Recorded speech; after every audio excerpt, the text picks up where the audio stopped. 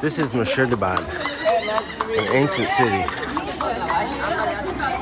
The hotel we're staying at in Murshidabad, Manjusha, is right on the Ganges.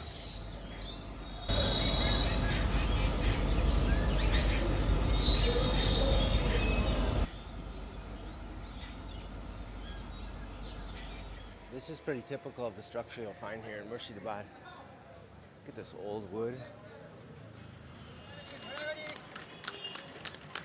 So we've been touring Murshidabad. Aside from this government building, the one I'm really interested in is the Jagat Seth, who was the banker.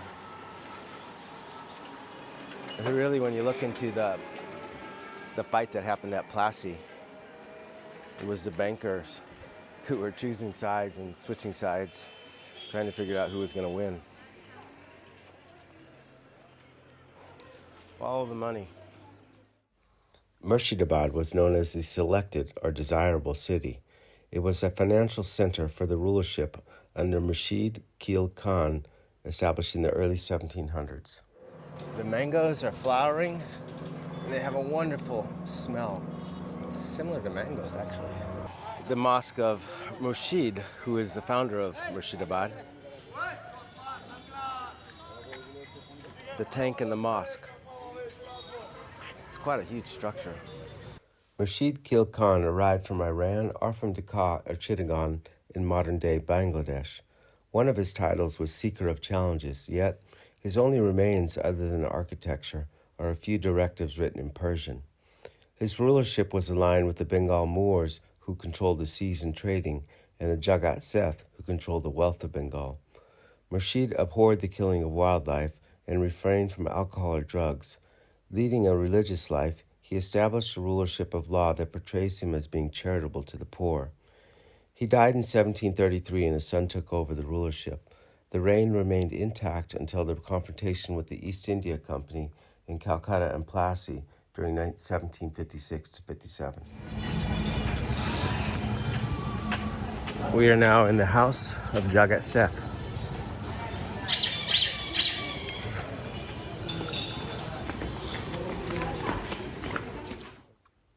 The Jagat Seth name means bankers of the world, and they arrived here in Bengal during the early 1700s from Dhaka via Patna. When Murshid Khan moved the capital to Murshidabad, Fateh Chand moved his bank there too, becoming the Jagat Seth. These bankers, at that time, were as big and wealthy as the modern Bank of England in the city of London during our era. I noticed lots of lions and naked figurines in a place associated with the Jains, which seemed very odd.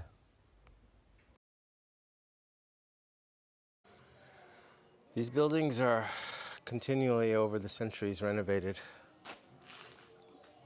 Maybe the early 20th century, mid-20th century wealth, the last remnants of whatever was before. So it's difficult to know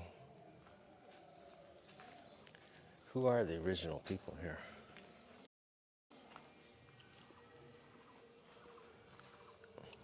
And then who came and who conquered, who was conquered by somebody else. I find these lions everywhere here in Murshidabad. I began to wonder if the lions were a symbol of allegiance to the British, but research shows this not to be the case. A study of over 80 temples and structures in Bengal with lions arrived at a vague conclusion. They were created from the 1500s to the early 1800s with a relation to the lions of Africa through Europeans.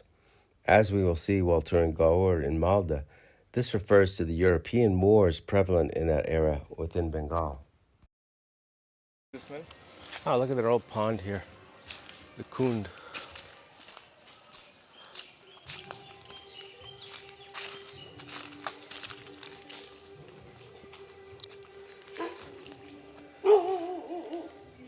Bit of a nice regal bath.